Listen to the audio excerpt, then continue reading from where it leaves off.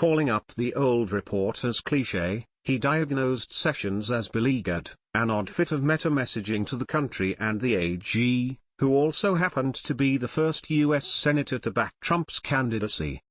There is no clear science, or art, to measuring this president's relationships with subordinates outside his innermost circle of familial relations. The pursuit is more of a hybrid, like polling. You take the available information, weight according to a certain set of studied assumptions, then hope reality lands within the margin of error. It is clear now that Sessions' value to Trump, who remains preoccupied with an assortment of Russia investigations, diminished significantly with the announcement in March of his blanket recusal from any probe into the 2016 campaign.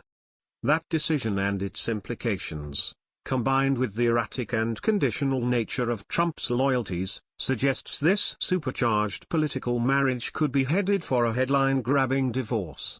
But for all the drama, it's hardly surprising. As unlikely as their alliance might appear on its face, the New York real estate mogul and prosecutor-turned-senator from Dixie have one thing very much in common: Steve Bannon.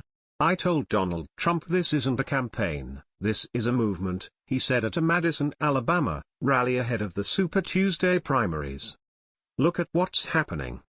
The American people are not happy with their government. It wasn't the first time Sessions donned Trump's Make America Great Again campaign hat in an Alabama football stadium.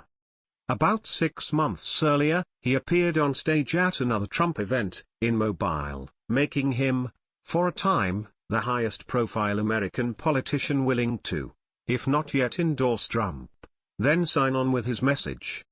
"Thank you for the work you've put into the immigration issue," Sessions said at the time. "I'm really impressed with your plan and I know it will make a difference, and this crowd shows a lot of people agree with that." On the trail and into the White House a month before Sessions himself joined the ride, unaided in his Senate office, Stephen Miller left the Hill to become a senior policy advisor to the Trump campaign. Miller would go on to write Trump's acceptance speech at the Republican convention in Cleveland, along with a number of other highly touted, and often controversial, speeches.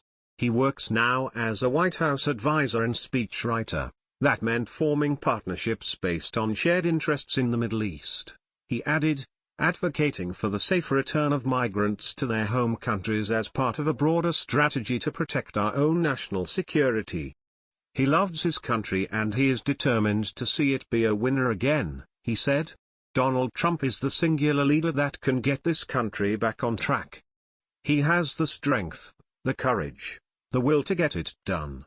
The first of those meetings came on the sidelines in Cleveland, and another at Sessions' Senate office.